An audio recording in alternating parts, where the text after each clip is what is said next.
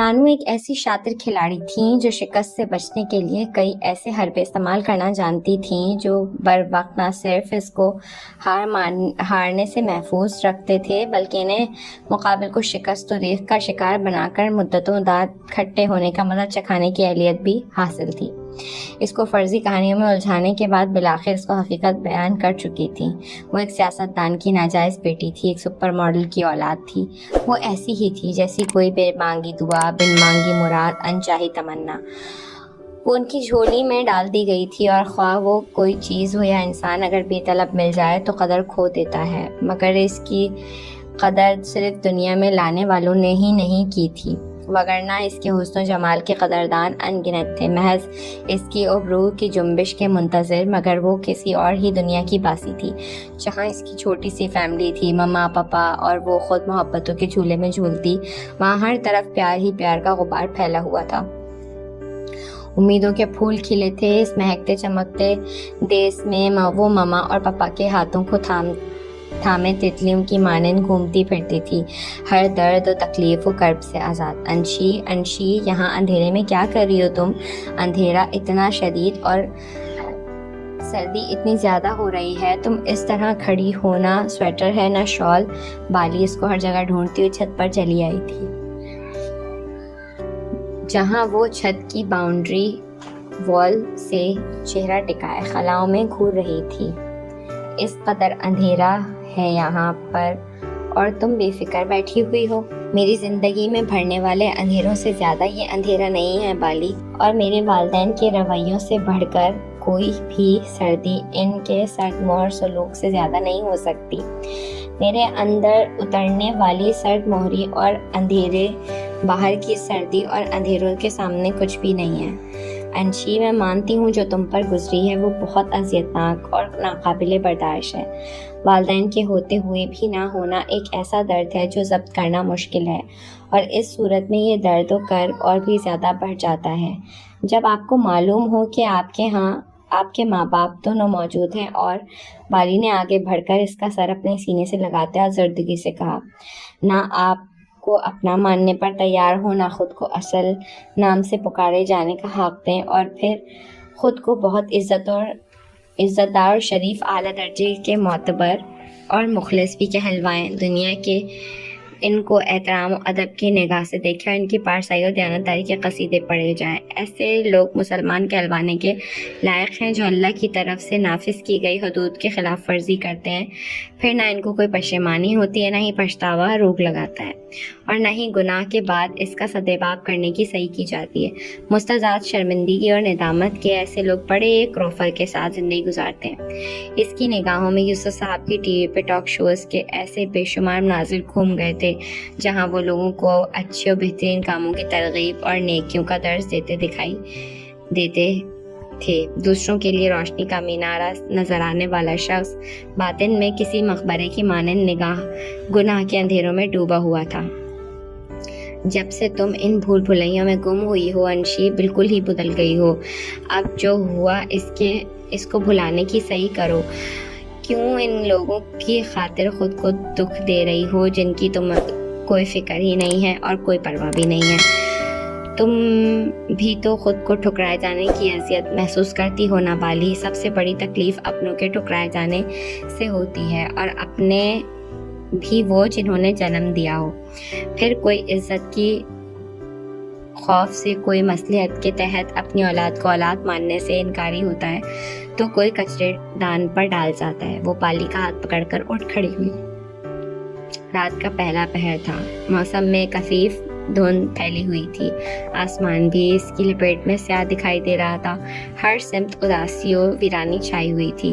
ہر موسم کے دل موسم کے ساتھ مشروط ہوتا ہے، ہر موسم دل کے موسم کے ساتھ مشروط ہوتا ہے۔ دل پر جب غم کے بادل چھائے ہوں تو مسرت کی برسات نہیں برستی، ہر سو دکھ اور رنج کی برکھا دکھائی دیتی ہے۔ تم اب کیا کروں گی؟ بالی کی اس کی کیفیت سے تنگ ہو گئی تھی۔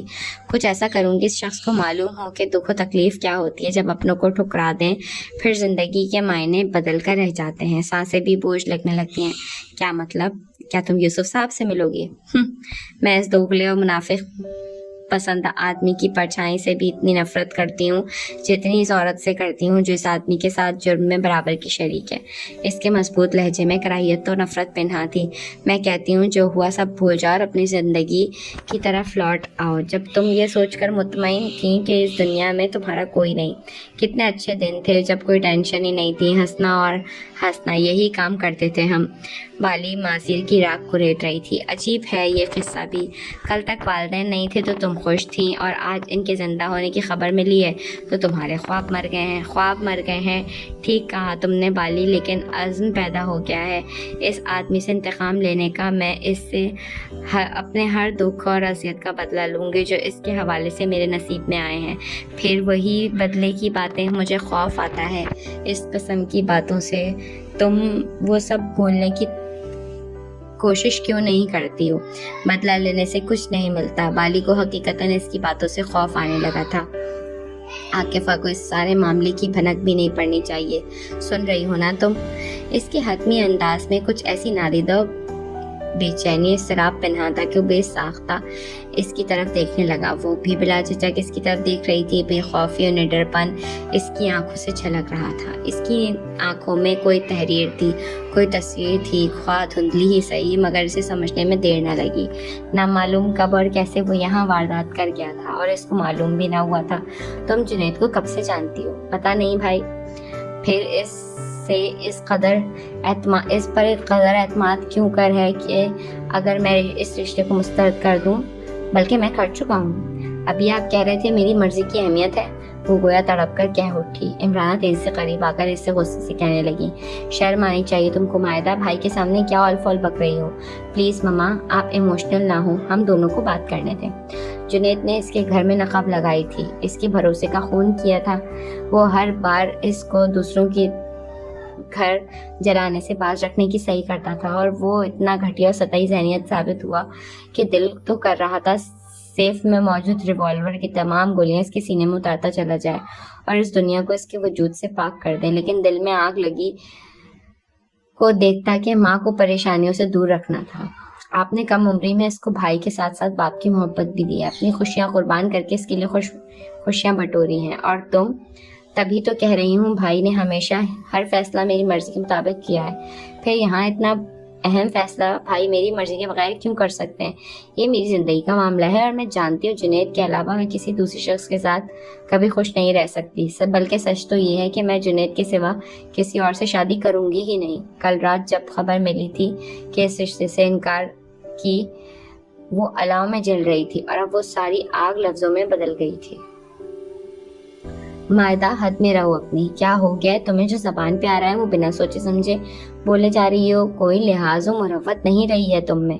समझ नहीं आता जुनैद के करीब, इतने करीब तुम कब हो गई हो कि एक लड़के की खातिर तुम माँ और भाई का अदब व लिहाज भूल बैठी हो। इमराना देख रही थी ज़ैद बमुश्किल अपने गुस्से और इश्तियाल को कंट्रोल कर रहा है और मायदा की डेटाई और बेशर्मी साबित कर रही थी कि इसको जुनैद की मोहब्बत का चढ़ा भूत सर पर चढ़कर बोल रहा है। बर वक्त इस भूत को काबू में ना किया गया तो बात बहुत दूर तक जाएगी। वो तिनक कर गोया हुई।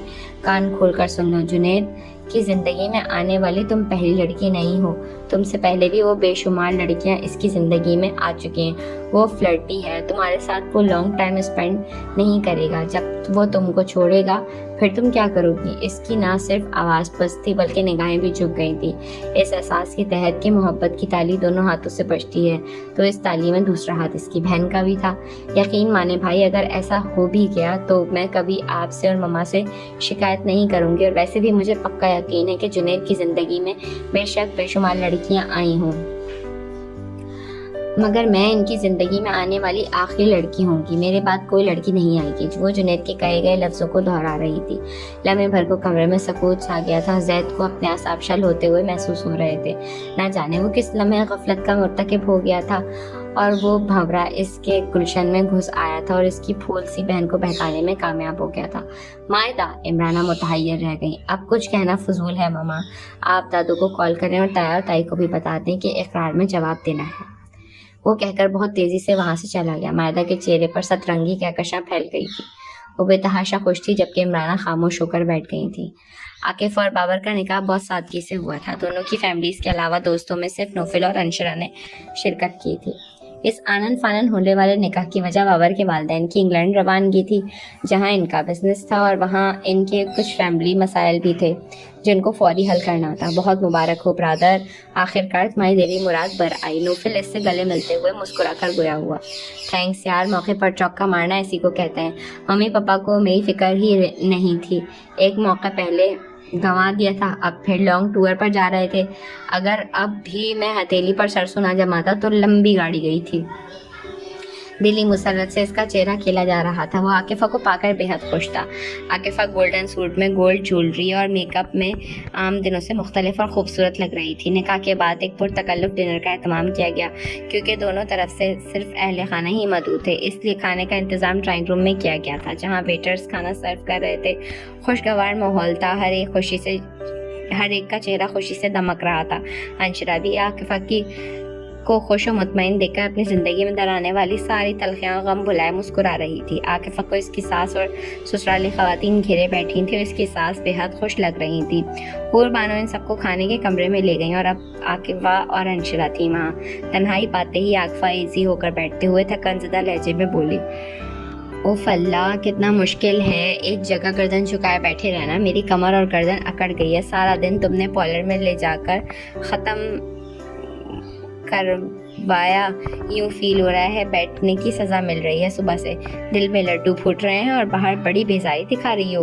وہ بھی ایزی انداز میں بیٹھتے ہوئے شوخی سے گویا ہوئے، ریلی عاکفہ آج تم بہت کیوٹ لگ رہی ہو ماشاءاللہ، بے حد پریٹی۔ اس میں میرا کیا کمال ہے، یہ سب بیوٹیشین کی محنت ہے۔ تم نے بھی کبھی میک اپ یوز نہیں کیا نا؟ بیوٹیشین کے علاوہ زیادہ تر کمال تمہاری سادگی کا ہے۔ دیکھا بابر بھائی کی مما تم پر کس طرح فدا ہو رہی تھیں۔ مما نے ہمیشہ ہی سادگی کا درس دیا ہے، وہ کہتی ہیں کنواری لڑکیوں کا سجنا سنورنا کوئی معنی نہیں رکھتا، بنت حوا کا صرف اپنے خاوند کے لیے ہی سجنا سنورنا جائز ہے۔ اور دیکھ لو آج وہ دن آ گیا۔ گڈ، آنٹی کی بہت سی باتیں میرے دل کو چھو جاتی ہیں۔ تم کہہ رہی تھی بالی کو لے کر آؤ گی، پھر کیوں نہیں آئی وہ؟ نانو کی طبیعت ٹھیک نہیں ہے، رات سے فیور ہے ان کو، اس وجہ سے نہیں آئی وہ۔ کسی دن مبارکباد دینے آئے گی تم کو۔ ملازمہ نے انشرا سے آ کر کہا کہ دلہا میاں ان سے ملنا چاہتے ہیں۔ بابر بھائی مجھ سے ملنا چاہتے ہیں تم سے؟ ملازمہ کے جانے کا تو اس سے شوقی سے گویا ہوئی تو وہ مسکرا کر رہ گئی۔ معلوم کرتی ہوں، ویسے دال میں کچھ کالا لگ رہا ہے۔ وہ باہر نکلی تو لیونگ روم سے باہر وہ اس کو کھڑا دکھائی دے گیا، ساتھ نوفل بھی تھا، سیاہ 3 پیس سوٹ میں جاذب نظر لگ رہا تھا۔ ہٹ پر اس نے بھی نگاہ اٹھائی، blood red and black contrast stylish suit میں اس کی ہونٹوں کی لالی انگاروں کی مانند دہک رہی تھی اور گھنے سنہری بالوں کا جنگل اس کی پشت کو ڈھانپے ہوئے تھا۔ کانوں میں روبی کے چمکتے ٹاپس تھے اور دودھ کی رنگت جیسی کلائیوں میں، بائیں ہاتھ میں رسٹ واچ اور دائیں ہاتھ میں روبی کے نگوں والا بریسلیٹ دمک رہا تھا۔ نامعلوم وہ پہلے سے ہی اتنی حسین و دلربا تھی یا اس کے من کی آنکھوں میں اس پل وسارت جاگی تھی۔ اس نے دیکھا اور دیکھتا ہی رہ گیا، قیامت تھی جو اس کے دل پر گزر گئی تھی۔ وہ ایک ادائے بے نیاز سے چلتی ہوئی اس کی طرف بڑھی اور اس کو دیکھ کر بھی نہ دیکھنے کی بڑی قاتل ادا تھی۔ اتنی بے رخی سالی جی، پہلے دن ہی آپ تو بے مروت بن گئی ہیں، بابر نے دیکھتے ہی بھرپور انداز میں شکوہ کیا۔ وقت کا تقاضا یہی ہے دلہا بھائی، بے رخی دکھانے کا دن آج ہی ہے۔ ایک عرصے کے بعد اس کے لہجے میں پرانی شوخی کھنک پیدا ہوئی تھی۔ پلیز سسٹر، یہ بے وفائی و بے رخی کسی اور وقت کے لیے اٹھا رکھیں، ابھی تو آپ ایک اچھی سالی کی مانند میری مدد کروا دیجیے ذرا۔ 3 پیس سوٹ میں بابر کے چہرے پر خوشیوں نے عکس پھیلائے ہوئے تھے۔ محبت کو پا لینے کے بعد تمام جذبوں سے وہ سرشار دکھائی دے رہا تھا۔ عاکفہ کو مبارکباد دینا چاہتا ہوں، پلیز 10 منٹ کی ملاقات کروا دیں۔ ارے آپ نے مجھے کیا سمجھا ہوا ہے؟ اوہ سوری، میرا مطلب ہے آپ میری بھی بہن ہیں۔ وہ اس کو خفا ہوتے دیکھ کر بری طرح پزل ہوا تھا۔ آئی ایم جوکنگ، آپ تو گھبرا ہی گئے۔ وہ بے ساختہ ہنسی۔ مائی گاڈ، آپ نے سچ مچ ڈرا دیا تھا۔ پھر ملوا رہی ہیں نا، میں وعدہ کرتا ہوں 10 منٹ سے زیادہ نہیں لوں گا۔ ابھی سب کھانے میں بزی ہیں، میں آنکھ بچا کر نکل آیا ہوں تاکہ عاکفہ کو ایک نظر دیکھ سکوں۔ بہت خواہش ہے میری اس کو اس روپ میں دیکھنے کی۔ یہ بہت مشکل کام ہے، اگر کوئی مسئلہ آ گیا تو۔ یار تو بھی تو بولنا کچھ، کیا سکتے کی حالت میں کھڑا ہے۔ وہ گمسم کھڑے نوفل سے مدد مانگنے لگا۔ I am sorry, no idea, میں تمہاری یہاں ہیلپ کوئی نہیں کر سکتا۔ وہ خود کو کمپوز کرتا ہوا سنجیدگی سے گویا ہوا۔ اوہ گاڈ، میں بھی کس پتھر سے سر پھوڑنے لگا ہوں۔ جس کی اپنی زندگی بے رنگ ہو وہ بھلا کسی کی زندگی میں کس طرح رنگ بھرے گا۔ یہاں میری ہیلپ آپ کو ہی کرنی ہوگی انشرا جی، وہ اس کے آگے ہاتھ جوڑتے ہوئے گویا ہوا۔ اوکے، ہم پر الزام تو ویسے بھی ہے ہی، ایسے بھی نام بدنام تو ویسے بھی ہے ایسے بھی۔ اس نے لفظوں کو جمع کر کہتے ہوئے ایک نگاہ نوفل پر ڈالی تھی۔ وہ بھی اس کو دیکھ رہا تھا۔ لمحے بھر کو دونوں کی نگاہیں ٹکرائی تھی۔ ایک کی نگاہ میں کھوئی کیفیت تھی، جبکہ دوسری نگاہ میں زہر کے بجھے تیروں کی لپک تھی۔ جنید کی دادی آ کر مائدہ کی انگلی میں جنید کی نام کی انگوٹھی پہنا گئی تھی۔ گھر کے سبھی لوگ اس رشتے پہ خوش تھے۔ زید بدگمان و خفا ہونے کے باوجود تایا اور تائی کی خاطر ہونٹوں پر قفل لگائے وہاں موجود رہا تھا، لیکن مائدہ کے چہرے پہ حقیقی خوشی اور طمانینت دیکھ کر اس کی سچی اور ہمیشہ قائم رہنے والی خوشیوں کے لیے دعا کر رہا تھا۔ اتنے اہم موقع پر بھی مدثر صاحب کی غیر حاضری گواہ تھی اس بات کی کہ وہ ہمیشہ کی طرح ان کے فرائض و محبت سے غافل رہے تھے اور رہے ہیں اور رہیں گے۔ اس کو معلوم تھا سودا اور پیارے میاں کے رشتے کے حوالے سے وہ ہر بات میں پیش رہے تھے، گو کہ بات ابھی تک ہاں اور نہ کے دائرے میں ہی رہی تھی۔ اس کے باوجود بھی ہر بار انہوں نے اپنے ہونے کا بھرپور یقین دلایا تھا اور سگی بیٹی کے بارے میں خاموش رہے تھے۔ ایسی باتیں اور بے حسی کی حرکات اس کو ان سے بہت دور کر دیا کرتی تھی۔ کیا سوچا جا رہا ہے برخوردار مان تایا کی آواز پر وہ چونکا۔ وہ اس کے قریبی صوفے پہ براجمان ہو گئے تھے۔ سودا کو کافی کا کہہ کر آیا ہوں، میں نے تم کو یہاں آتے دیکھا، سوچا ساتھ چائے پئیں گے۔ کیا بات ہے، آج تو خوشی کا دن ہے اور تم اس وقت خاصے پریشان دکھائی دے رہے ہو۔ اس کی طرف دیکھتے ہوئے وہ تفکر بھرے لہجے میں گویا ہوئے۔ نتھنگ اسپیشل تایا جان، کچھ بیکار سے سوچے دماغ میں آ جاتی ہیں۔ اس کی سنجیدگی ہنوز تھی۔ کیا سوچیں؟ پتہ تو چلے بیٹا، آپ نے ڈیڈی سے رابطہ نہیں کیا؟ مائدہ کے رشتے کا نہیں بتایا تھا؟ جانتا ہوں پہلی اطلاع آپ نے ان کو ہی دی ہوگی۔ ظاہر بات ہے پہلا حق باپ ہونے کے ناطے ان کا ہی بنتا ہے۔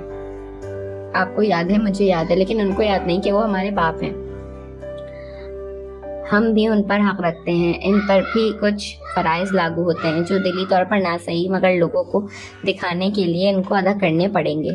بدگمانی رشتوں کو کاٹنے والی قینچی کی مانند ہوتی ہے، اس کا شکار مت ہو۔ میں خود ٹینشن میں ہوں، مدثر کی طرف سے اس نے کہا تھا، پھر عین وقت پر آنے سے معذرت کر لی۔ یہی وجہ ہے کہ ہم ان کے لیے کوئی اہمیت کے حامل نہیں ہیں۔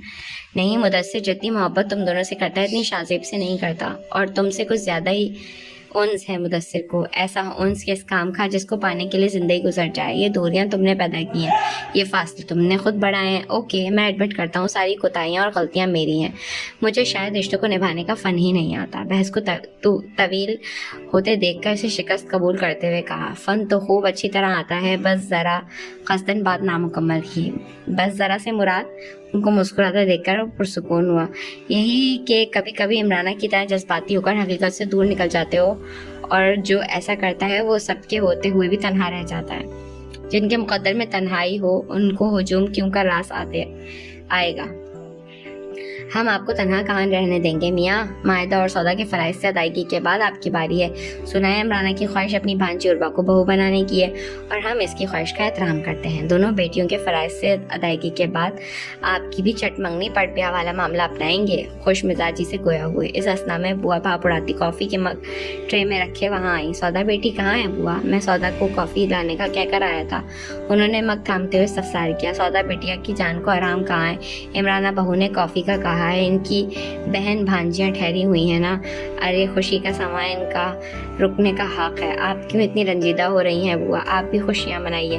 بہت خوش ہوں میاں، اس گھر کے بچے میرے ہی بچے ہیں، مگر جب سودا بیٹیا کو ایک کے بعد ایک کام میں لگا ہوا دیکھتی ہوں تو دکھ ہوتا ہے۔ ابھی تو بچیاں ہیں جو پانی کا گلاس پلانا بھی اپنی شان کے خلاف سمجھتی ہیں، اور ایک ہماری بیٹیاں ہیں جن کو اپنا خیال ہی نہیں ہے۔ سارا دن عمرانہ کو اس کو اپنے اشاروں پر چلاتی رہتی ہیں، حالانکہ ڈنر کے سارے لوازمات ایک اعلیٰ ریسٹورنٹ سے تیار کروائے تھے، اور عمرانہ ملازماؤں کے ہوتے ہوئے بھی اس کی دوڑیں لگوا رہی تھیں، اور بوا کا جل کر برا حال ہو رہا تھا۔ وہ کہہ کر چلی گئی، محسوس بھی کر رہا ہوں جب سے وہ پڑھائی سے فارغ ہوئی ہے گھر کے کاموں میں الجھ کر رہ گئی ہے۔ کافی پیتے ہوئے تائید کی گئی۔ اس کو خود عادت ہے فضول کاموں میں گھسنے کی۔ 2 سرونٹ مزید رکھے ہیں تاکہ اس پر کم ہو۔ بوا سے کام کروانا مناسب نہیں لگتا۔ وہ رات تک اس کو دکھائی نہ دی تھی، وہ سمجھ گیا تھا یہ عروا اور اس کی ماں کی ملی بھگت تھی، مائدہ کی خوشی کو اس میں شامل نہ کرنے کی۔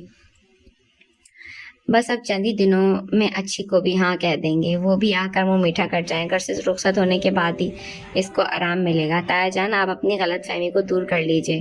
وہ کافی کا مگ ٹیبل پہ رکھتا ہوا سنجیدگی سے بولا، میں عروہ سے شادی نہیں کروں گا، وہ میری چوائس نہیں ہے۔ پھر کون ہے تمہاری چوائس؟ وہ سخت حیران ہوئے۔ وہ جو میری چوائس ہے مگر میری نہیں ہو سکتی۔ سودا کا بھولا بھالا سراپا اس کی آنکھوں میں دھواں دھواں کر گیا۔ کون ہے وہ خوش نصیب جو ہمارے چاند سے بیٹے سے کو بھاگ گئی ہے؟ اس کی سوچوں سے بے خبر وہ پراشتیاق انداز میں پوچھ بیٹھے تھے۔ کوئی بھی نہیں، اینی ویز میں ابھی شادی کرنا ہی نہیں چاہتا، بزنس سیٹل ہونے زیادہ عرصہ نہیں گزرا، پھر میں ذاتی بنگلہ خریدنا چاہتا ہوں، اور بھی بہت سے کام ہیں جو ادھورے ہیں۔ اس کے انداز میں عجیب قطعیت و بیزاری تھی۔ مولانا صاحب کافی ختم کر کے اٹھ گئے۔ وہ ان کے ساتھ باہر آیا تو وہ شب بخیر کہتے ہوئے آگے کی طرف بڑھ گئے۔ وہ ان کو اپنے پورشن میں داخل ہوتے دیکھ رہا تھا اور پھر دوسرے حصے کی طرف سے آ کر کچن میں آ گیا۔ سودا سارا کچن صاف کرنے کے بعد فرش پر وائپر لگا رہی تھی۔ بوا کو زبردستی ہی وہاں سے بھیجا تھا۔ وہ جانتی تھی وہ جب تک وہاں رہیں گی عمرانہ اور اس کی بہن بھانجیوں کو کوستی رہیں گی۔ زمرد اور صوفیہ مہمانوں کی روانگی کے بعد نماز سے فارغ ہو کر سو گئی تھیں۔ وہ دونوں ہی زیادہ دیر تک جاگنے کی عادی نہ تھیں۔ وہ بھی اپنے کمرے میں چلی گئی تھی۔ ماں عمرانہ نے انٹرکام پہ اس کو حکم دیا تھا، ان میں سے کسی نے بھی کھانا ڈھنگ سے نہیں کھایا تھا۔ کھانا گرم کر کے اوپر لانے کا حکم ملا تھا اور اوپر نیچے کے چکروں میں اس کو سچ مچ چکر آنے لگے تھے۔ کئی گھنٹے کھانے کے چکر میں لگ گئے تھے۔ سب دھو دھلا کر فارغ ہوئی تو ماموں جان کافی کی فرمائش کر گئے تھے۔ وہ بیچارے اس کی تھکن سے بے خبر تھے۔ وہ ان کے لیے کافی بنا کر فارغ ہوئی کہ پھر اوپر سے آرڈر آ گیا سب کے لیے کافی بنانے کا، اور وہ کافی بوا کے ہاتھوں ماموں اور زید کے لیے بھیج کر ان کے لیے کافی بنانے لگی تھی۔ پھر کافی دے کر آنے کے بعد وہ کچن صاف کرنے میں لگ گئی تھی۔ آج سارا دن وہ قائد اعظم کے کام اور صرف کام کے قول پر عمل پیرا رہی تھی۔ کام سے بھاگنا اس کی سرشت میں نہ تھا، مگر دشمن نما لوگوں کے لیے ان کے درمیان رہ کر کام کرنا بہت مشکل تھا۔ عمران سے زیادہ وہ رضوانہ، فروہ اور عروہ کے تضحیک کا نشانہ بنی رہی تھی اور وہ اس سے خار کھائے بیٹھے تھی۔ عروہ نے اس کے خلاف محاذ کھولا ہوا تھا۔ اس کی بلا وجہ کے طنز باتوں نے اس کا ذہن معاف کر دیا تھا۔ مائدہ کو منگنی کی مبارکباد دینے کا موقع بھی نہیں مل سکا تھا، بلکہ وہ بھی اس کو جان بوجھ کر اگنور کیے اپنی کزنز میں مگن رہی تھی۔ ان کی نظروں میں اس کی عزت ملازمہ سے بھی کم تر تھی۔ دل میں بھر آ رہا تھا مائدہ اس خوشی کے موقع پر بھی اس کو معاف نہ کر سکی تھی، جبکہ سارا قصور اور غلطی اس کی ہی تھی۔ قدموں کی بھاری آواز پر اس نے گردن اٹھا کر دیکھا۔ وہ سرمئی ٹراؤزر اور وائٹ شرٹ میں غیظ و غضب کی تصویر بنا کھڑا تھا۔ زید بھائی، کچھ چاہیے آپ کو؟ اس کے انداز پر خوف زدہ ہوئی وہ کچھ نہیں بولا ماں سوائے اس کو گھورنے کے۔ زید بھائی کیا ہوا؟ آپ اس طرح کیوں دیکھ رہے ہیں؟ وائپر سائڈ پر رکھ کر اس نے گرم شال اچھی طرح لپیٹی۔ تم خود کو کیا سمجھتی ہو؟ کیا ثابت کرنا چاہتی ہو؟ یہ گھر تمہارے بغیر نہیں چل سکتا۔ تم چاہتی کیا ہو آخر؟ وہ رات کے سناٹے کے باعث دانت بھینچ کر بات کر رہا تھا۔ اس کی شعلے اگلتی نگاہیں اس کے زرد چہرے پر تھیں، جہاں اتنی سردی میں بھی پسینہ موتیوں کی مانند چمک رہا تھا۔ میں نے ایسا کچھ نہیں کہا زید بھائی، آپ کو غلط فہمی ہوئی ہے۔ تم کو کہنے کی ضرورت ہی کیا ہے؟ تم تو کر کے دکھا رہی ہو۔ کیا ضرورت پڑی ہے تم کو اس طرح غلامیاں کرنے کی؟ بسط مسئلہ کیا ہے؟ اس کے لہجے میں اشتعال انگیزی بتدریج بڑھ رہی تھی۔ لگ رہا تھا وہ کسی لمحے آگے بڑھے گا اور دونوں ہاتھوں سے اس کی درگت بنا ڈالے گا۔ سودا کا دل بڑی زور سے دھڑکنے لگا تھا۔ سمجھ نہیں آ رہا تھا کہ وہ ان آفتوں سے کس طرح سے جان چھڑائے۔ ماں کو غلامی پسند تھی اور بیٹا غلامی کرنے والوں کو ناپسند کرتا تھا۔ آپ جائیں زید بھائی، آپ کوئی آ گیا تو مسئلہ ہو جائے گا۔ آنے دو جو بھی آتا ہے، میں کسی کے باپ سے ڈرنے والا نہیں ہوں۔ پہلے تم مجھے اپنی پرابلم بتاؤ، کیوں کرتی ہو تم یہ سب؟ وہ غصے سے اس کی طرف بڑھا اور گیلے ماربل پر وہ پھسلا اور خود کو سنبھالنے کے چکر میں سودا سے ٹکرا اور جواباً وہ چیختی ہوئی اس پر گری تھی۔ سناٹے میں اس کی آواز دور تک گئی تھی۔ دل کو احساس سے دوچار نہ کرنا تھا، ساز خوابیدہ کو بیدار نہ کرنا تھا، اپنے معصوم تبسم کی فروانی کو وسعت دید پر گلبار نہ کرنا تھا، شوق مجبور کو بس ایک جھلک دکھا کر واقف لذت تکرار نہ کرنا تھا۔ چشم مشتاق کی خاموش یہ تمنا کو یک بیک مائل گفتار نہ کرنا تھا، جلوہ حسن کو مستور ہی رہنے دینا، حسرت دل کو گناہ گار نہ کرنا تھا۔ وہ بابر کے نکاح کی تقریب سے گھر آیا تو دل اچانک ہی وارد ہونے والے کومل احساسات سے بوجھل ہو رہا تھا۔ نامعلوم کس طرح اور کیوں کر وہ اس کے متعلق سوچنے لگا تھا جس کے بارے میں اس کے خیالات از حد بے توقیر و ارزاں تھے۔ لمحوں میں کایا پلٹ ہوئی تھی، وہ کسی بجلی کی مانند چمک کر ایک لمحے میں نگاہوں کو خیراں کر گئی تھی اور دوسرے لمحے اس کے دل کے نشے من کو خاکستر کر گئی تھی۔ سرخ لباس گویا جسموں کو بھی برف کی تہوں سے نکال کر نئی حدت دے گئی تھی۔ اس کی بے نیازی و بے پرواہی اس کی تنگ دلی و کٹھور پن کو پگھلا گئی تھی۔ وہ اپنی کیفیت کو کوئی نام نہ دے سکا تھا، مگر اس کو دیکھنا، اس کو سوچنا ایک دم سے اچھا لگنے لگا تھا۔ وہ انہی کیفیت میں گھیرا گھر چلا آیا تھا۔ سٹنگ روم میں مما کے ساتھ ساریہ بھی موجود تھی۔ ڈرائی فروٹس اور کافی کا دور چل رہا تھا، ساتھ ساتھ اسکرین پر چلتے کسی ڈرامے سے بھی لطف اندوز ہوا جا رہا تھا۔ ساریہ نے دیدہ زیر نگاہوں سے اس کی طرف دیکھا اور اس کی بے ساختہ نگاہ ساریہ کے ملبوس پہ گئی۔ اس نے بھی سرخ رنگ کا ہی ملبوس ضبطاً کیا ہوا تھا، red embroidery shirt, black trouser, dupatta ناپید تھا۔ تیز میک اپ اور گولڈن شانوں سے اونچے گھنگریالے بال، چوڑی برابر بالیاں لٹک رہی تھیں۔ پھر اس کی نگاہ پلٹ آئی۔ ٹائٹ شرٹ کا گلا خاصا گہرا تھا۔ یہ کیا ہو رہا ہے تمہیں؟ انشرا کے بعد تم دوسری لڑکی کا جائزہ لے رہے ہو؟ تم تو بڑی مضبوطی سے قدم رکھ کر چلنے کے عادی تھے اور اب پھسلے تو پھسلتے ہی چلے جا رہے ہو۔ اس کے اندر کسی نے سرزنش کی تھی، پھر فوراً ہی دفاع بھی کیا گیا۔ ساریہ کے لیے میں وہ جذبات محسوس نہیں کر رہا ہوں جو اس لڑکی کے لیے میرے اندر دھاوا بول گئے ہیں۔ میری دھڑکنیں ہی بدل کر رہ گئی ہیں۔ اس نے بھی یہ کلر پہنا ہوا ہے اور اس نے بھی یہی کلر پہنا ہوا تھا، لیکن لگتا ہے وہ کلر اس کے لیے ہی بنایا گیا ہے۔ ساریہ پر یہ کلر جچ ہی نہیں رہا۔ بہت زیادہ ہی تھک گئے ہیں بیٹا۔ وہ صوفے پر بیٹھ کر آنکھیں بند کیے دونوں کے ریڈ کلرز کا موازنہ کر رہا تھا۔ ماما کی آواز پر آنکھیں کھول کر بولا، فیل ہو رہا ہے صدیوں کی مسافت طے کر کے آیا ہوں۔ وہ جیسے خود سے مخاطب ہوا، کس صدی میں چلے گئے تھے آپ؟ وہ شوخی سے بولی۔ معلوم نہیں ماما، وہ خود کو کمپوز کرتا ہوا مسکرا کر بولا۔ کافی پئیں گے نا؟ بالکل گنجائش نہیں ہے، حور بانو آنٹی نے بار بار کافی پلائی ہے۔ نکاح خیریت سے ہو گیا؟ اللہ کا شکر ہے، دونوں طرف خوب خوشیاں منائی جا رہی ہوں گی۔ رب کریم ان کی خوشیوں کو نظر بد سے محفوظ رکھے۔ مسٹر بابر نوفل کے کلوز فرینڈ ہیں، پھر بھی انہوں نے آپ کو انوائٹ نہیں کیا؟ آنٹی یہ بہت زیادتی ہے۔ ساریہ نے بھی گفتگو میں حصہ لیا۔ اس کی گاہے بگاہے نگاہیں نوفل پر اٹھ رہی تھیں جو 3 پیس سوٹ میں خوشبوئیں بکھیرتے وجود کے ساتھ وجیح و اسمارٹ لگ رہا تھا۔ زیادتی کی بات نہیں ہے ساریہ، مجھے دونوں طرف سے ہی انویٹیشن دیا گیا تھا، میں نے سوچا تھا بعد میں جا کر مبارکباد دے آؤں گی۔ زرقا نے اصل بات واضح کی، اوہ سوری، مجھے معلوم ہی نہیں تھا آپ جائیں گی۔ پھر میں بھی ساتھ چلوں گی اگر نوفل کو اعتراض نہ ہو تو۔ وہ نوفل کی طرف دیکھ کر پوچھنے لگی، آپ کو کوئی اعتراض تو نہیں میں آنٹی کے ساتھ چلی جاؤں وہاں پر؟ مجھے کیا اعتراض ہو سکتا ہے؟ اگر ماما ساتھ جائیں گی تو جاؤ۔ عادت کے برخلاف وہ اس کو نرمی سے جواب دے رہا تھا۔ جی ہاں آنٹی مجھے ساتھ لے کر جائیں گی، یہ آپ کی طرح سنگ دل و غصے والی تھوڑی ہیں کہ اتنے دنوں سے آئی ہوئی ہوں اور آپ کو ایک دن بھی فرصت نہیں ملی کہ کہیں ڈنر ہی کروائیں۔ اس نے بھی اس کی نرمی سے فائدہ اٹھاتے ہوئے شکوہ کیا، میرے پاس ٹائم نہیں ہوتا۔ دوستوں کے لیے ٹائم ہی ٹائم ہے آپ کے پاس۔ آف کورس دوست ہوتے ہیں، میرا شمار دوستوں میں نہیں کرتے آپ۔ اس کا پورا وجود شکوہ بن گیا تھا۔ نوفل کو اس کے انداز پر غصہ آیا، مگر غصب سے کام لینا پڑا کہ ابھی ماما مہمانداری کے بھید بھاؤ اس کو سمجھانے بیٹھ جائیں گی، سو وہ چپ ہی رہا۔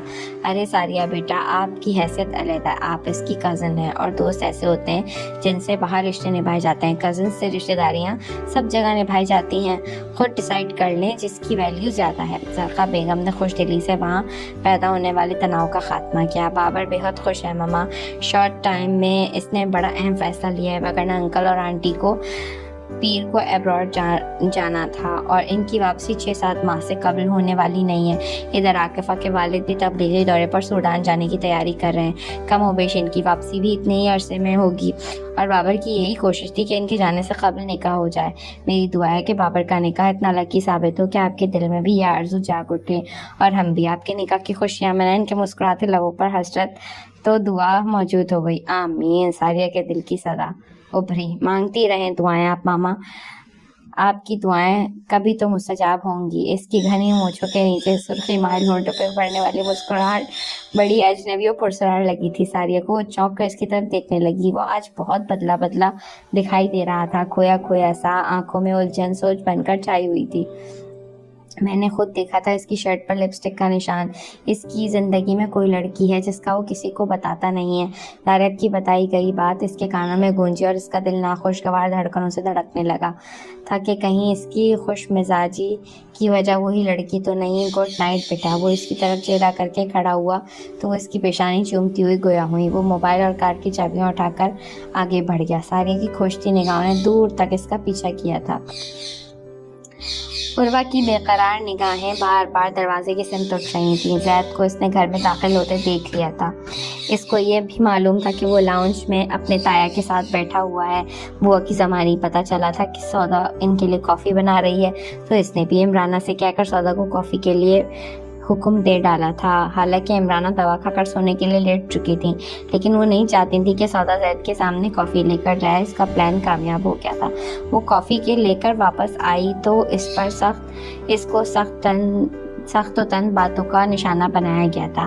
آج سارا دن وہ ان کے جملوں کا طنز برداشت کرتی رہی تھی۔ اب تو کافی پیے بھی ٹائم گزر گیا تھا۔ عمرانہ کے علاوہ اس کی مما اور افرا بھی سو چکی تھی۔ مائدہ جاگ رہی تھی جو موبائل پر جنید سے باتیں کر رہی تھی۔ وہ محبت کے نشے میں اتنی بے خود تھی کہ ارد گرد کا ہی ہوش نہ تھا کہ بھائی کہاں ہے۔ عروہ انتظار کر کے عمرانہ کے پورشن سے نیچے چلی آئی۔ ابھی سب جگہ کی لائٹس روشن تھیں لیکن موجود کوئی نہ تھا۔ وہ گیلری کی جانب بڑھی ہی تھی۔ مان خاموش سناٹوں میں نسوانی چیخ ابھری تھی اور 100% وہ آواز سودا کی تھی۔ پہلے وہ ششتر کھڑی رہی، پھر سوچا جانے کیا کہ جائے یا نہ جائے۔ وہ کوئی اس کی خیر خواہ نہ تھی، سو چیخ سن کر بھاگی جاتی، مگر پھر اسے خیال آیا کہ یہاں کہیں زید بھی موجود نہیں ہے، اور اس خیال کے آتے وہ تقریباً بھاگتی ہوئی گیلری عبور کر کے کچن کی طرف بڑھی اور سامنے کا منظر دیکھ کر اس کے تن بدن میں آگ لگ گئی تھی۔ سودا زمین پر زید پر گیڑی اٹھنے کی صحیح کر رہی تھی اور اٹھ نہیں پائی تھی۔ زید بھی اٹھنے کی بھرپور کوشش کر رہا تھا، مگر سودا کو تکلیف سے اٹھتے نہ دیکھ کر وہ بھی ایک جھٹکے سے نہ صرف اٹھ بیٹھا تھا بلکہ سودا کو ہاتھ پکڑ کر اٹھنے میں مدد کر رہا تھا۔ اور وہ تیزی سے ستون کے پیچھے ہو گئی تھی۔ اس کی آنکھوں سے نفرت کی چنگاریاں پھوٹ رہی تھیں۔ سودا کی چال میں لڑکھڑاہٹ تھی، دونوں کے کپڑے گیلے ہوئے تھے۔ تمہاری ٹانگ میں مونچھ آ گئی ہے، شاید وہ سودا سے مخاطب ہوا۔ مونچھ نہیں آئی ہے، گرنے سے لگ گئی ہے۔ چلو آؤ، میں تمہیں سہارا دے کر روم تک چھوڑا ہوں۔ وہ اپنی جذباتیت پر شرمندہ ہو رہا تھا جس کی وجہ سے اس کو چوٹ لگی تھی۔ آپ جائیں پلیز، میں فرش صاف کر کے چلی جاؤں گی۔ اس نے شال اوڑھتے ہوئے آہستگی سے کہا۔ شٹ آپ، کوئی صفائی نہیں ہو رہی، کپڑے بھی گیلے ہوئے ہیں، سردی ہے، تم جاتی ہو یا تمہیں میں اٹھا کر چھوڑ آؤں؟ وہ غیظ و غضب میں بولا۔ ساتھ ہی اس نے وائپر کو لات مار کر ایک طرف پھینکا۔ سودا نے خاموشی سے وہاں سے جانا ہی بہتر سمجھا تھا۔ وہ لنگڑاتی ہوئی وہاں سے نکل گئی۔ زید نے کچھ اس کو جاتے ہوئے دیکھا تھا۔ وہ نظروں سے اوجھل ہوئی تو وہ خود بھی سیڑھیوں کی طرف بڑھ گیا۔ حسد کی آگ میں جلتی عروہ ستون کے پیچھے سے باہر نکل آئی تھی۔ اس کا چہرہ لال بھبوکا ہو رہا تھا۔ کچن الگ تھلگ حصے میں بنا ہوا تھا اور تمام لوگ اس قدر تھکن سے چور ہو کر سو رہے تھے کہ یہاں ہونے والی اس کہانی کا کسی کو کانوں کان علم نہ تھا، ماں سوائے اس کے۔ اگر وہ زید کو ڈھونڈنے نہ آتی تو وہ بھی سب کی طرح ہی لا علم رہتی۔ وہیں کھڑی کچھ دیر تک اپنے تنفس کو درست کرتی، پھر روم میں آ گئی۔ عمرانہ رضوانہ کے ساتھ ان کے پیٹ پہ محو استراحت تھی اور وہ تینوں ان کے مہلکہ کمرے میں تھی۔ وہ جلتی بھونتی وہاں آئی تو مائدہ بھی سو چکی تھی۔ اس نے سوچا سب بھول کر نیند کی میٹھی وادیوں میں اتر جائے، لیکن اب نیند کہاں آتی، اور آتی بھی تو میٹھی ہرگز نہ ہوتی۔ ذہن کی اسکرین پر تواتر سے وہی منظر چل رہے تھے۔ سودا کے چہرے کی ہوائیاں اڑی ہوئی تھیں۔ اس کے چہرے پہ خوف و سہم دور سے ہی صاف دکھائی دے رہا تھا، جبکہ زید کے انداز میں بھرپور استحقاق و اپنائیت تھی۔ وہ اس کو کسی کانچ کی گڑیا کے مانند سنبھال رہا تھا۔ اس کے غصے میں بھی پیار ہی پیار چھپا ہوا تھا۔ نہ جانے کیوں کسی کو زید کی آنکھوں میں ابلتے سودا کی چاہت کے چشمے دکھائی نہیں دیتے تھے۔ وہ دل و جان سے اس پر فدا تھا اور کسی کو خبر نہ تھی، مگر وہ تمہارے خاموشی سے ہو جانے والے عشق کا پردہ ایسا چاک کروں گی، سب کے آگے رسوا ایسا کروں گی کہ زندگی بھر کسی کے سامنے نگاہ اٹھانے کے لائق نہیں رہو گے۔ سرد موسم میں بھی وہ اندر کی غسیلی آگ میں جل رہی تھی۔ جب کوئی ضمیر کی صداؤں پر کان بند کر کے نفس کی غلامی کرنے میں لگتا ہے، پھر چین و سکون رخصت ہو جاتا ہے اور منفی خیالات و افکار اس کو گرفت میں لیے رکھتے ہیں۔ عروہ کا تعلق بھی ایسے ہی لوگوں میں سے ہوتا تھا جو دوسروں کو خود سے کمتر اور خود کو سب سے برتر دیکھنے کے عادی ہوتے ہیں۔ یہاں زید نے اس کی کسی بڑی برتری کو تسلیم نہیں کیا تھا۔ وہ دوسرے اس سے کوئی اہمیت دینے کا روادار ہی نہیں تھا، اس کے مقابل سودا کی محبتوں کا محور تھا۔ ایک اندیکھی آگ تھی جو اس کو جلائے دے رہی تھی۔ کسی پل چین و قرار نہ آ رہا تھا۔ اس نے ایک نگاہ مائدہ اور افرا کے خوابیدہ چہروں پر ڈالی اور خود کمرے سے نکل کر دوسری سمت میں بنے زید کے کمرے کی طرف بڑھ گئی۔ بالی نانو کی طبیعت کیسی ہے؟ دوا ٹائم پر دی تھی ان کو؟ عاقفہ کا ڈرائیور اس کو ڈراپ کر کے گیا تو آتے ہی اس نے بالی سے پوچھا۔ ہاں دوا ٹائم پہ دی تھی، طبیعت کافی بہتر ہے۔ ڈنر کیا تھا؟ کیا دیا کھانے میں؟ وہ پرس سائڈ ٹیبل پر رکھ کر شوز اتارتے ہوئے پوچھ رہی تھی۔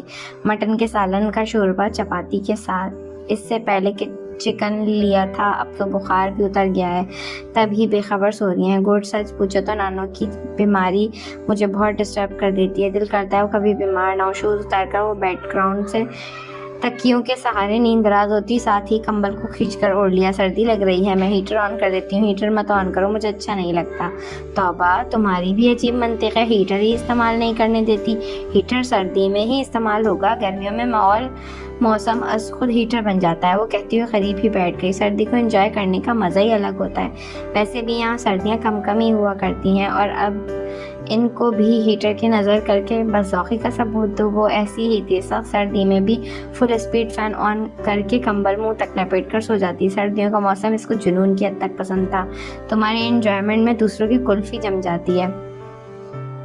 آئی ڈونٹ کیئر مائی ڈیئر۔ او چڑھاؤ مت، مجھے یہ بتاؤ کہ عاقفہ دلہن بن کر کیسی لگ رہی تھی اور بابر بھائی کیسے تیار ہو کر آئے تھے؟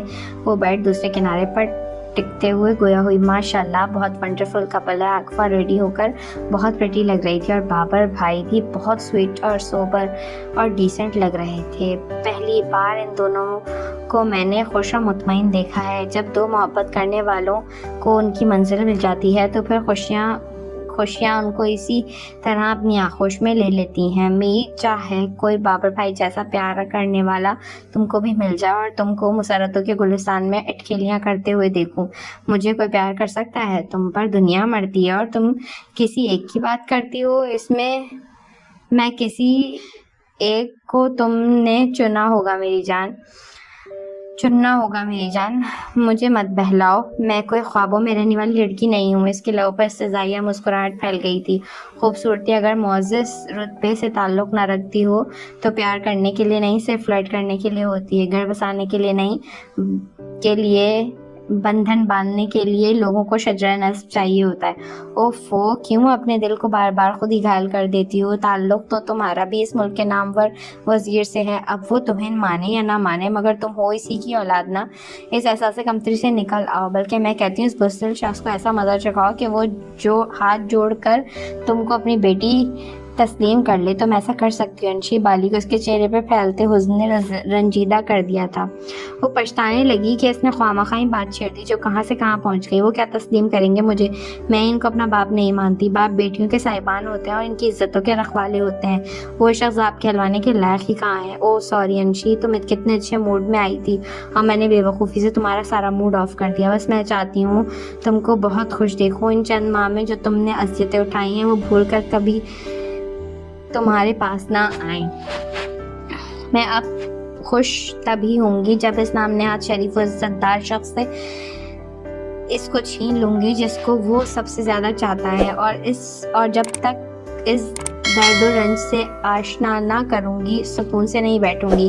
وہ معتجبانہ انداز میں گویا ہوئی۔ ہاں، اس کی دکھتی رگ نوفل ہے، سنا ہے وہ اس پہ دل و جان سے محبت کرتا ہے۔ ہاں، نانو نے ٹھیک بتایا ہے، اپنی اولاد کو کیچڑ پر ڈالنے والا آدمی دوسرے کی اولاد کو سینے سے لگائے اس کا باپ بنا ہوا ہے۔ پھر تم نوفل کو ٹارگٹ بناؤ گی؟ اس نے اس بات میں سر ملایا۔ تم کوئی اور طریقہ اختیار کر لو انشی، تم کو معلوم تو ہے وہ کس قدر سخت مزاج اور بے حس انسان ہے، وہ تمہاری کسی چال میں پھنسنے والا نہیں ہے، کہیں ایسا نہ ہو کہ الٹا تم ہی پر کوئی داؤ چلا دے۔ بالی کی نگاہوں میں اس کی سخت دلی اور تند مزاجی کے کئی منظر گھوم گئے، اور حال میں ہی ڈرانے والا وہ منظر بہت تازہ تھا جب انشرا کو نانو کے متعلق پتہ چلا تھا اور نوفل کو بلیک میل کر کے رقم لے رکھی تھی، اور یہی بات جب کنفرم کرنے کے لیے اس نے نوفل کو بلایا اور اس نے بڑی صفاقی سے نہ صرف حامی بھری بلکہ اس اپنے کانچ بھرے لہجے سے اس کو بھی زخمی کر دیا تھا، اور سنگ دلی کا یہ عالم تھا کہ انشی کے گرنے پر اٹھانے کی بجائے مڑ کر دیکھنا بھی گوارا نہ کیا تھا۔ بالی جب عورت چال چلنے پر آتی ہے پھر مرد کے داؤ پیچ بربری مٹی ثابت ہوتے ہیں۔ مرد کو فتح کرنا عورت کی رضامندی سے حاصل ہوتی ہے۔ اگر عورت شکست کھانا نہ چاہے تو دنیا کوئی مرد اس کو ہرا نہیں سکتا۔ اس کے لہجے میں قطعیت بھری حاکمیت تھی، وہ کسی چٹان کی مانند مضبوط و مستحکم دکھائی دے رہی تھی۔ انشی، مجھے تمہارے ارادوں سے خوف آ رہا ہے۔ بالی آنے والے وقت کے خوف سے لرزاں دکھائی دے رہی تھی۔ تم کیا سمجھتی ہو وہ مجھے ہرا دے گا، مار ڈالے گا؟ ہاں وہ ایسا ہی ہے، سنگ دل، بے رحم و بے حس۔ مجھ سے زیادہ بے رحم و بے حس و سنگ دل وہ نہیں ہو سکتا۔ تم دیکھنا، اس شیر کو میں بھیڑ کس انداز میں بناتی ہوں۔ وہ ہیٹر آن کر کے چینج کرنے گیا تھا۔ کچن میں سلپ ہونے کے باعث کپڑے پورے بھیگ گئے تھے کیونکہ سودا فرش دھونے کے بعد وائپر سے پانی صاف کر رہی تھی اور غصے میں ہونے کے باعث وہ سنبھل نہ سکا تھا۔ کچھ دیر بعد وہ چینج کر کے آیا تو خود کو ہلکا پھلکا محسوس کیا۔ بالوں میں برش کرنے کے بعد کپڑوں پرفیوم چھڑک کر بیڈ پر لیٹ گیا۔ جب ذہن پرسکون ہوا تو اس نے محسوس کیا کہ جنید اور مائدہ کی ہر دھرمی کا سارا غصہ اس نے انجانے میں سودا پر نکال دیا ہے۔ ایسا عموماً ہوتا تھا، خطا کوئی اور کرتا تھا اور برستا وہ اس لڑکی پر تھا جو اس کی ہر جھاڑ یا ہر زیادتی سر جھکا کر برداشت کر جاتی تھی۔ اور یہ بھی انسانی فطرت ہے کہ ہمیشہ کمزور اور بے بس کوئی دبایا جاتا ہے۔ بے زبان کے سامنے سب کی زبانیں دراز ہو جاتی ہیں اور زبان دراز کے سامنے سبھی زبان دبا کر رکھتے ہیں۔ وہ سوچوں میں گم تھا، مان دروازے پر دستک ہوئی کیونکہ وہ لاک کرنے کا عادی نہ تھا۔ اس کی اس عادت سے سبھی واقف تھے، جس کو آنا تھا وہ نوک کر کے اندر آ جاتا تھا۔ ابھی بھی ایسا ہی ہوا، دستک بند سن کر بیٹھا ہی تھا کہ عربا کو اندر آتے ہوئے دیکھا اور چونک کر بولا، ارے تم کیا ہوا، خیریت تو ہے نا؟ وہ وال کلاک کو دیکھتا ہوا بولا، چھ خوب، آنکھ لگا کر پوچھتے ہو خیریت تو ہے نا؟ کیا ہوا ہے؟ عربا وہ اٹھ کھڑا ہوا، یقین تھا مجھے آپ جاگ رہے ہوں گے، نیند نہیں آئی ہوگی، بولا چبا چبا کر کہتی ہوئی اس کے قریب آن کھڑی ہوئی۔ ہاں میں جاگ رہا ہوں، جلد سونے کا عادی نہیں ہوں۔ تم اس وقت یہاں کیوں آئی ہو جبکہ سب گھر والے سو چکے ہیں؟ تم کو یہاں نہیں آنا چاہیے تھا، واپس جاؤ ابھی۔ اور اسی وقت وہ اس کی آزاد خیالی اور بے باکی یہ فطرت سے بخوبی واقف تھا، اور ایسے میں جب تمام گھر والے محو خواب ہوں اس کی یہاں آمد کو اچھا نہیں سمجھ جاتا۔ سخت اور کھردرے لہجے میں گویا ہوا تھا، ارے مجھ کو دیکھ کر آپ ایسے گھبرا رہے ہیں جیسے میں کوئی کمزور سی لڑکی ہوں اور میں کوئی زبردست سا ولن اور جو آپ کو کڈنیپ کر لوں گی۔ شٹ آپ، بکواس کرنے کی ضرورت نہیں، کیوں آئی ہو یہاں؟ وہ اس کی بات کاٹ کر ناگوار لہجے میں بولا، میں یہ بتانے آئی تھی جنگل میں مور ناچا کس نے دیکھا؟ میں نے دیکھا۔ وہ معنی خیز لہجے میں ہنسنے لگی، دماغ خراب ہو گیا تمہارا جو الفل بک رہی ہو؟ دماغ میرا خراب ہوا ہے اور نیت آپ کی خراب۔ اس گھنی میسنی سودا پر تبھی کسی نہ کسی بہانے سے اس کے پاس جاتے ہیں اور اس کو چھو کر دل بہلا۔ اس کی بات پوری ہی رہ گئی تھی، زید نے زوردار تھپڑ اس کے رخسار پر جڑ دیا تھا۔ تم میری توقعات سے بڑھ کر گھٹیا ثابت ہو رہی ہو، بار بار سودا پر الزام لگا کر کیا ثابت کرنا چاہتی ہو؟ وہ بد چلن ہے یا بد کردار میں ہوں؟ اگر تم یہی ثابت کرنا چاہتی ہو تو کرو، لیکن یاد رکھنا اس دنیا میں تم آخری لڑکی بھی ہوئی تو بھی میری زندگی میں تم کبھی نہیں آؤ گی۔ میں تنہا مرنا پسند کروں گا۔ میں تم جیسی لڑکی کی پرچھائی بھی خود پر برداشت نہیں کروں گا، انڈرسٹینڈ؟ وہ غیظ و غضب سے پاگل ہو رہا تھا۔ پلیز ایسا نہیں کہیں، کیا قصور ہے میرا؟ میں محبت کرتی ہوں آپ سے۔ وہ اس کے پاؤں پکڑ کر رونے لگی، ایسا کیا ہے اس میں جو مجھ میں نہیں ہے؟ آج بتا ہی دیں۔ زید پاؤں چھڑوا کر دور ہوا تو وہ کارپیٹ پر بیٹھتی ہوئی روحاں سے لہجے میں بولی۔ زید نے جواب دینے کے بجائے اس کو جانے کا اشارہ کیا، میں مر کر بھی یہاں سے جاؤں گی، آپ کو بتانا ہوگا سودا میں ایسا کیا ہے جو مجھ میں نہیں ہے۔ وہ بھی لڑکی ہے، میں بھی لڑکی ہوں، وہ بھی حسین ہے تو میں بھی اس سے کم نہیں ہوں۔ وہ خول میں بند رکھتی ہے اور میں خود کو بارہا خود آپ کے سامنے پیش کر چکی ہوں، 1000 بار محبت و چاہت کا اظہار کر چکی ہوں۔ اس پر ہذیان سوار ہو گیا تھا۔ وہ چپ رہ کر بھی سب کچھ پا گئی ہے۔ ابھی میں نے سب دیکھا ہے۔ آپ دونوں جس طرح سے کچن کے فرش پر ملاقات کر رہے تھے، غلطی ہو گئی۔ اسی وقت چیخ چیخ کر سب کو بلا لینا بہتر ہوتا۔ اسی وقت سب کو پتہ چل جاتا ہے کہ کتنے پارسا ہو آپ دونوں۔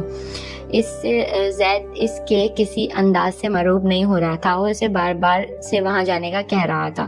وہ آخرکار چڑھ کر گویا ہوئی۔ زید کے تھپڑ نے اس کی زبان کو اور رواں کر دیا تھا۔ اس کے منہ سے آخری جملے سن کر زید کو حیرانی ضرور ہوئی تھی کہ وہ اس کی موجودگی کو محسوس ہی نہ کر سکا تھا۔ یقیناً وہ چھپ کر دیکھ رہی تھی۔ یہی فرق ہے تم میں اور اس میں، تم خود کو پیش کرنے والی ایک کمزور ناقابل بھروسہ لڑکی ہو جس پر کبھی اعتبار ہی نہیں کیا جا سکتا۔ تم جیسی لڑکی کبھی بھی باوفا ثابت ہو ہی نہیں سکتی، کیونکہ تم جیسی لڑکیوں کی فطرت ڈال ڈال بھٹکنے والی تتلیوں کی طرح ہوتی ہے۔ اس نے بھی آج اس کی طبیعت اچھی طرح صاف کرنے کی ٹھان لی تھی۔ سودا جیسی لڑکیوں کے باعث ہی آج لڑکیوں کا مان اور گھرانوں کی عزت محفوظ ہے، وفا زندہ ہے، وگرنہ تم جیسی لڑکیوں نے سب مٹی میں ملا دیا۔ عزت و وقار، وفا، تقدس و مان کچھ نہیں چھوڑا۔ وہ آپ کو اتنی پسند ہے تو شادی کیوں نہیں کر لیتے؟ محبت میں ملاپ کو میں ضروری نہیں سمجھتا۔ اوہ، تو پھر آپ اعتراف کر رہے ہیں کہ آپ سودا سے محبت کرتے ہیں؟ وہ طنزیہ انداز میں گویا ہوئی۔ تم کچھ بھی سمجھو، مجھے کوئی پرواہ نہیں، اور پلیز اب جاؤ یہاں سے۔ اس نے دروازہ کھول کر باہر کی طرف جانے کا اشارہ کیا۔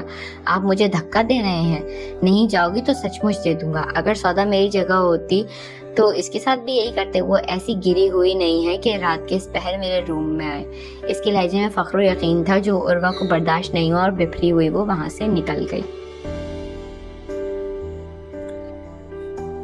دوسرے دن کا سورج اپنے جلوں میں کئی اسرار لے کر طلوع ہوا تھا۔ عمرانہ بیگم آج کچھ زیادہ ہی دیر سے سو کر اٹھی تھی۔ دوپہر ڈھلنے کو تھی جب رضوانہ بیگم کی خفقی بھری آواز پر وہ بیدار ہوئی۔ ارے یہ صبح صبح کہاں جا رہی ہیں آپ؟ بجیا صبح ہی صبح آنکھیں کھول کر دیکھو، صبح کب کی ختم ہو گئی، اب تو شام ہونے کو ہے۔ وہ ان کی مندی مندی آنکھوں کے آگے ہاتھ ہلا کر بولی۔ عمرانہ کو فوراً اٹھنا پڑا۔ کوئی نئی بات نہیں ہے، روز شام ہوتی ہے، مگر آپ کہاں جا رہی ہیں؟ بہن کے بگڑے تیوروں سے لمحوں میں ان کی نیند اڑن چھو ہو گئی تھی۔ اپنے گھر جا رہی ہوں، اور کہاں جاؤں گی؟ لیکن اتنی جلدی کیوں جا رہی ہیں؟ آپ کا موڈ بہت آف لگ رہا ہے، کیا بات ہے؟ کسی نے کچھ کہہ دیا آپ سے؟ وہ نائٹ سوٹ درست کرتی ہوئی کھڑی ہوئی۔ اگر کوئی دوسرا کہتا تو کوئی ملال نہ ہوتا عمرانہ، یہاں تو زید نے ہی دشمنوں سے بدتر سلوک کیا ہے عروہ کے ساتھ۔ عروہ کے ساتھ کیا سلوک کیا ہے عروہ کے ساتھ؟ زید نے، آپ بتائیں تو صحیح مجھے۔ بیٹھے نا بجیا، بیٹھ کر بات کریں۔